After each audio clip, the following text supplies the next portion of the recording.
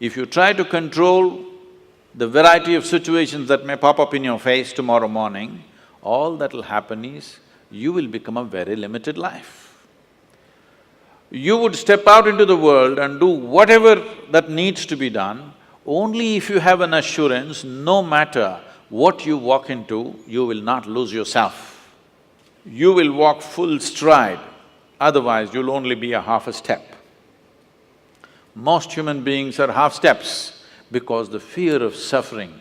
If this happens, what'll happen to me? If that happens, what'll happen to me?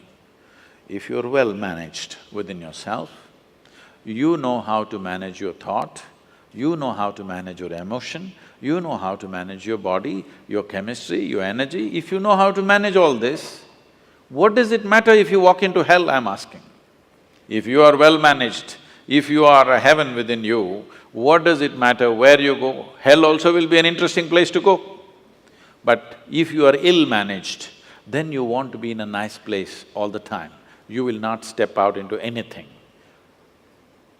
I'm not saying this is wrong, this is against nature, because in nature, every life is aspiring to be as much as it can be, isn't it?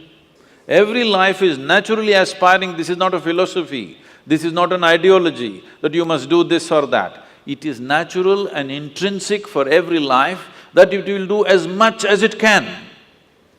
From an earthworm, from a worm to an insect to a bird, to an animal to a tree, every one of them are trying to be full-fledged life.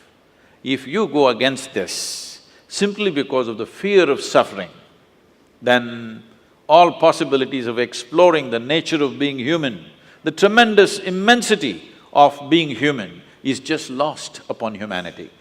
Today, you will see this everywhere. When people say, I am only human, they are talking about the limitations of being human. They are not talking about the possibilities of being human, isn't it? If we are the most intelligent species on the planet, if we are the most capable species on the planet, should we be talking about our possibilities or should we be talking about our limitations? Whenever anybody writes or says, oh, we are human, they're always referring to their limitations, never to the possibilities of being human. This is because the most fundamental things have not been taught in our education systems, how to handle your thought and your emotion. Your psychological drama has gone out of control. It's a badly directed drama, believe me. If it was a well-directed drama, you would take it to the conclusion that you want, isn't it? Because it's a badly directed drama, just about anybody can take charge of it. Who is the director of your psychological drama? Just about anybody, isn't it? Anybody can make it into a tragedy. The reason why people have not even learned to manage their thought and emotion. By the time you're 10, you should have learnt it.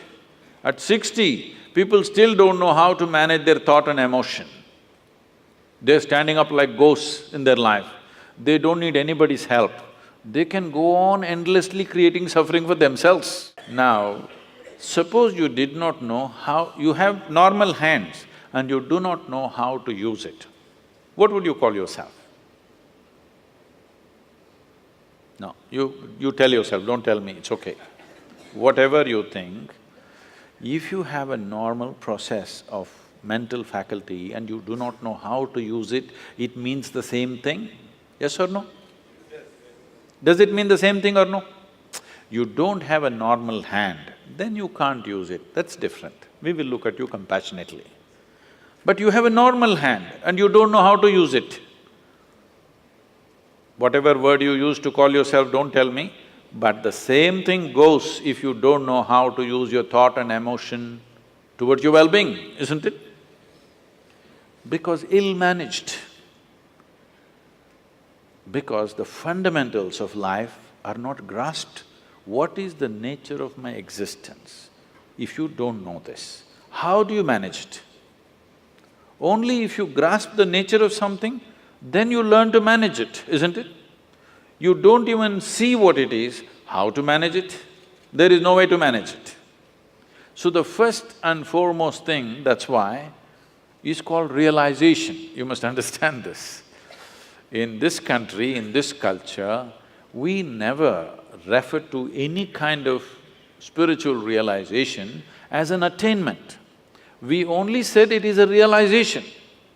Realization means you simply saw what is already there. You did not invent anything. You did not climb the top of a mountain. You are beginning to see everything just the way it is. But that has become such a rarity that it is being hugely valued. Someone was asking me 3 days ago, I was in Kerala, "Sadhguru, you seem to know everything." I said, "See, there is only one thing I know. I know this one thing from its origin to its ultimate." I said, "I know only one thing, and what are you clapping your hands for?" I know only this one thing. But because the nature of human experience is such, you know everything only through this one, isn't it?